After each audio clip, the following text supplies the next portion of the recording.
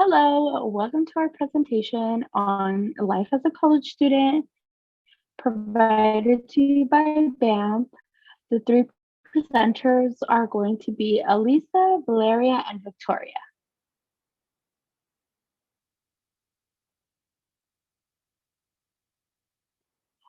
So starting with our introductions, like I said, my name is Valeria. My pronouns are she, her, hers. I'm a second year sociology major, and I'm a first year BAMP mentor. Hey y'all, my name is Elisa. My pronouns are she, her, hers. I'm currently a third year education sciences major, and I'm also a mentor. Hi everyone, my name is Victoria. My pronouns are she, her, hers. I'm a fifth year. My major is psychological science, and I am also a BAMP mentor.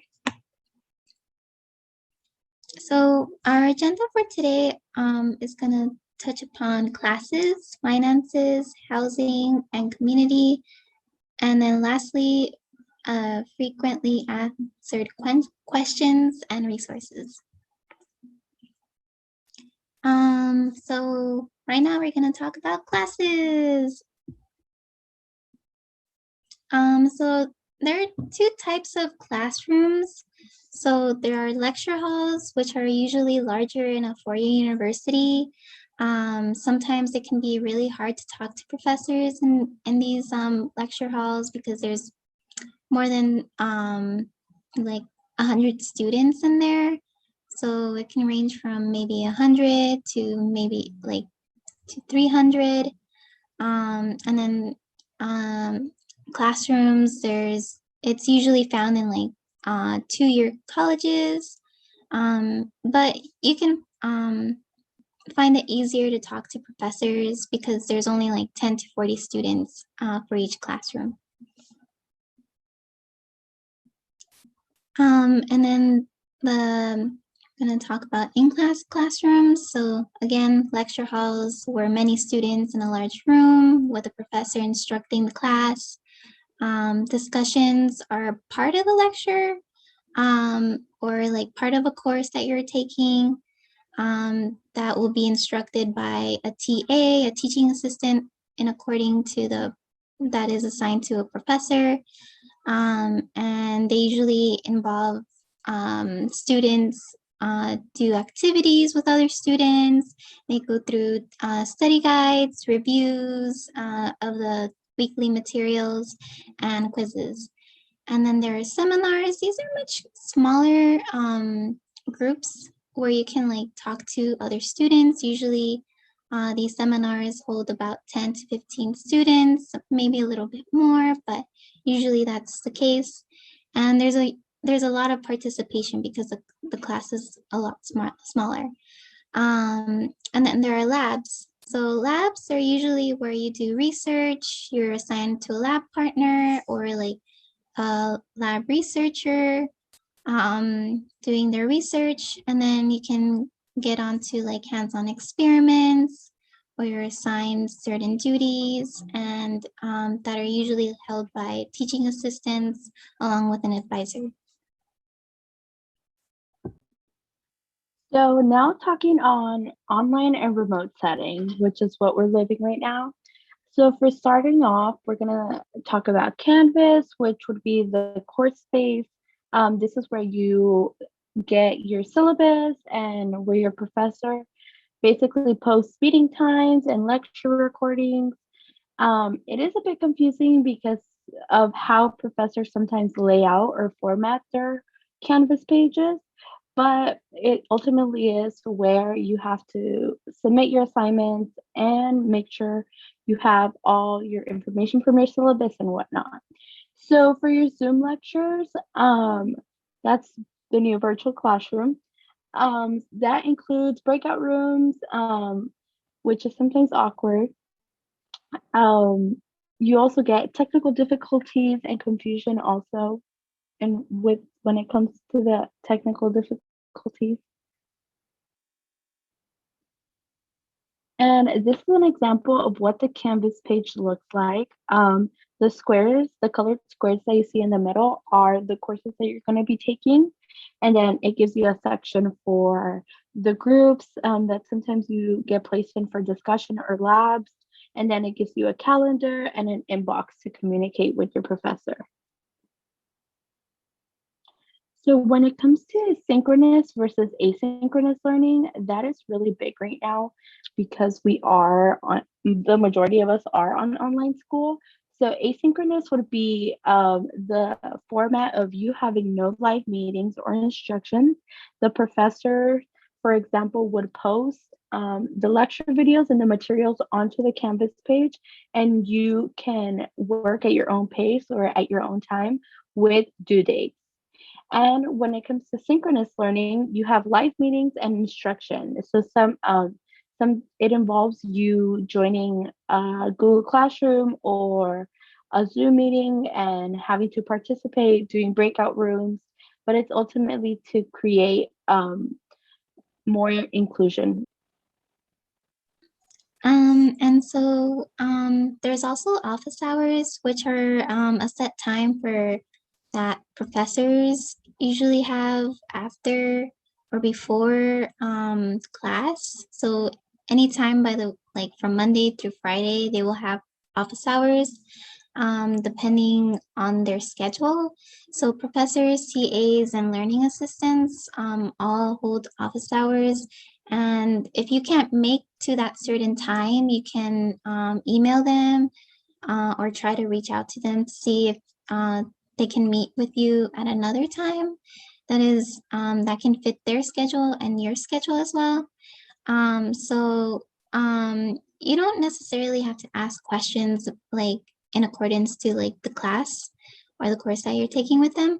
You can also discuss other topics such as like the field that the professors are in, the research that they're doing, or the research that the TAs are doing. Most of them are graduate students, or any resources that they may have for you, or like they could also like mentor you if you do ask. And then other class stuff would be, you would have the ability to choose a professor of your liking through reviews from like word by mouth from other students, or like graduate students. Sometimes they will give you like their reviews, like other professors they've worked with. Websites such as Rate My Professor is one website where you can go on to see what professors that you may be looking into for their course. And you can choose any class times you want, like according to your schedule. So like if one class doesn't fit your schedule, you can take another class that can. So like you just gotta choose which ones work out with you. And then there are also tutoring centers, just like the LARC, which is the Learning and Academic Resource Center that we have at UCI. So next we're going to be talking about finances and how to work through your financial aid and how to get work study and manage your time. Okay, so like financial aid. So there are usually three types of financial aid. There are financial aid packages. So if you fill out the FAFSA, which is the free application for federal aid, and if you qualify for financial assistance, you will be given a package by the school that can cover for your fees, your tuition, your class, like other stuff that like you can take care of, like rent or food. Then there are scholarships. There are a bunch of applications like that are offered by like the department, the school, financial aid, or like sometimes there are off-campus scholarships that you can like apply to, and you can get that monies. And then there are awards. Sometimes they are included with your financial aid package. That depends if if you qualify or you fill out an eligibility requirement, such as getting over a 3.5 GPA. You can probably be awarded for an award. And then working on campus. So there's usually four familiar work, on-campus jobs. The first one would be work study. The second one would be field study, peer educators, and then lab assistants. So with work study, usually that goes along with your financial aid if you are qualified for it. Sometimes it ranges from like 1,000 to 4,000, depending on how much assistance you need. And you would have to look for an on-campus job that uses work study, and then you can get those hours in. You get hired. And then there's field study. That's usually like some on-campus jobs offered field study, and they might use work study. So look out for those field studies. And then there are peer educators. These can be found in like programs, departments, or your school, just different areas. But like these are usually the most common ones on campus. And they usually offer them, like I said, in departments. And then there are lab assistants. Some lab assistants don't like get paid, but some do. So they usually help with like the nitty gritty part of the research.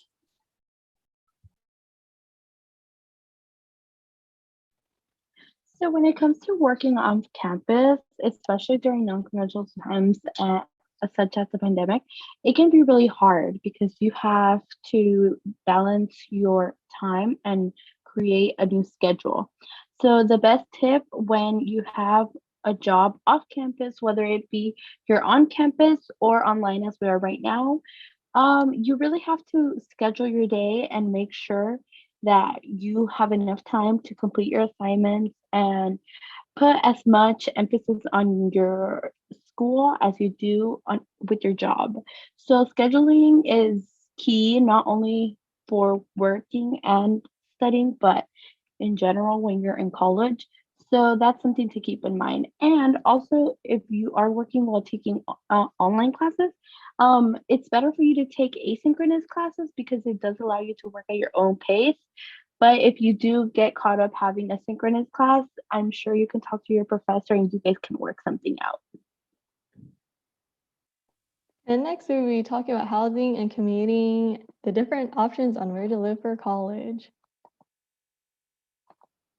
So first is dorming. You get the opportunity to live in a single, double, triple, or even a quad. And this provides a lot of opportunities to make friends because you have your roommates and your hallmates, and the resident advisor who takes care of your hall has a lot of events usually, which can include free food and free stuff, such as the succulents in the pictures.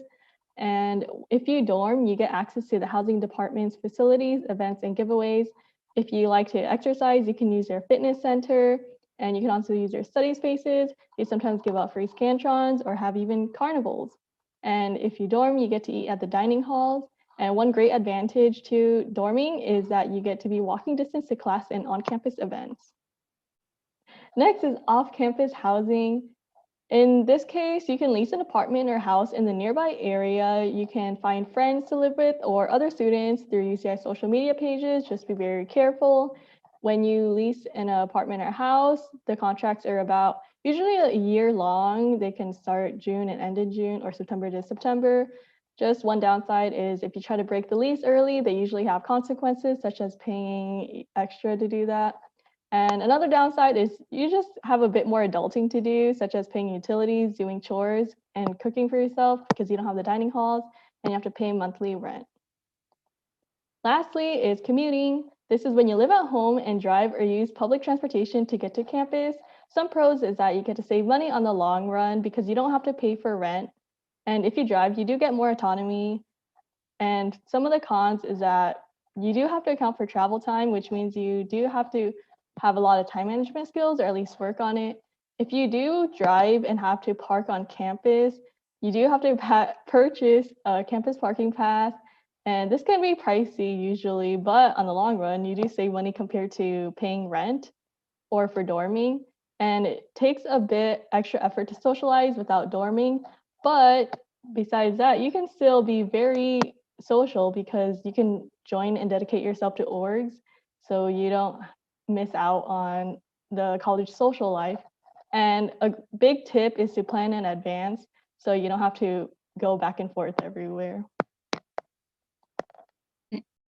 So now we are moving on to our last part of our presentation. We will be discussing about frequently asked questions and some resources that can help you through your college journey.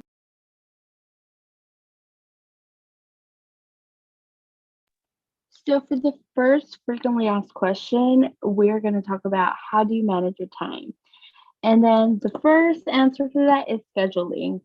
It may sound frustrating, and sometimes it is frustrating to create, but scheduling will help you have enough time to do everything you want, have enough time to dedicate to your studies, have enough time to talk and hang out with your friends, have enough time to eat, have enough time to get everything done within your day or your week. You can use a planner, journal, calendar. Some people like physical, some people like virtual. It depends on each. So, the second piece of advice would be finding what works for you. So, knowing what time is best for you to study, or knowing what time you hang out with your friends, and arranging your day according to that. If you tend to study more at nighttime and hang out with your friends at daytime, schedule your day accordingly. And then for the second frequently asked question is college like the movies? I would say yes, because you have the opportunity of meeting people and growing and experiencing life and making your own choices, whether they're good or bad. And you also have the opportunity, like I said, to meet incredible people that you maybe would not have met. And then the second part would be no, because you do have to study and you have to remember and constantly remind yourself that you are here to also be a student. It may be easy to get caught up in the fun and forget about your priorities, but that's why scheduling is important. Next is, how do you find friends in college? And one obvious place is class. You can honestly just make friends with the people in the same classes as you, especially if you recognize each other. You're probably in the same major if you have that many classes together. And there are also class group chats and study groups you can find in social media. And for lab partners, if you take a lab, usually you will meet about once a week. So you'll be able to spend a lot of time with your lab partner, get to know each other. And the smaller discussion classes, you may find it easier to talk to the people around you. And there's also clubs and programs such as Freshman Edge and Summer Bridge, the first year transfer experience. And there's just a variety of campus groups that can cater to different backgrounds and interests. So you can find one with the right people for you.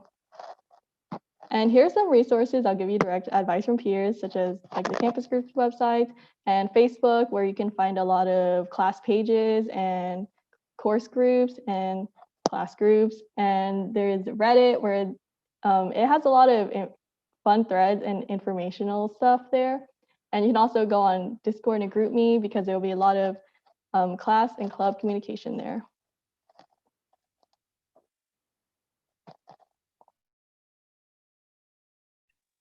Last but not least, thank you. If you guys have any questions, you guys can contact us through our BAMP email or BAMP Instagrams.